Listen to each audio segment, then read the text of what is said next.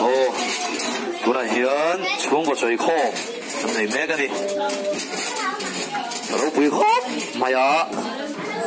phục sa, để ở sa tê, ăn chấm tê,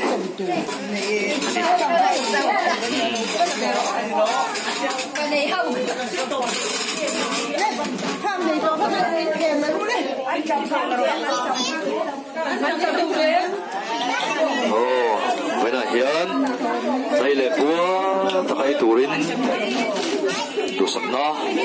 cái điện là, anh đi à.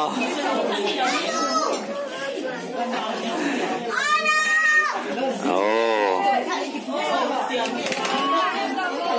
đâu bùi khóc mấy với nè hiền.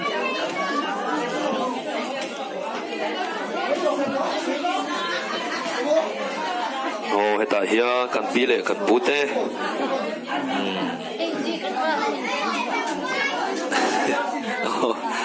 Ồ.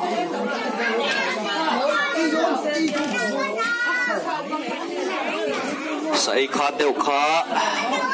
in report ni sẽ là in ta phun na tổ rom là va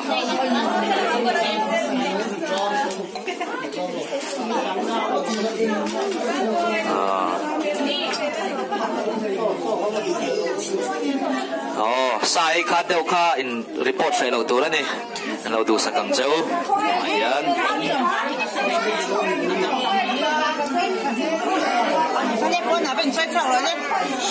sủa mẹ ô đây nấu bằng khá à đồ dầu khá bố nè anh có gì đó không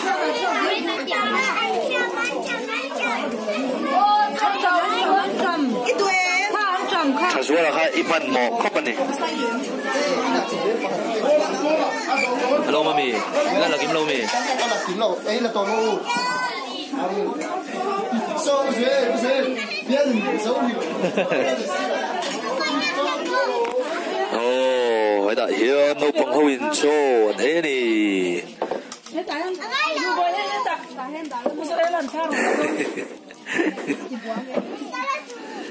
salad được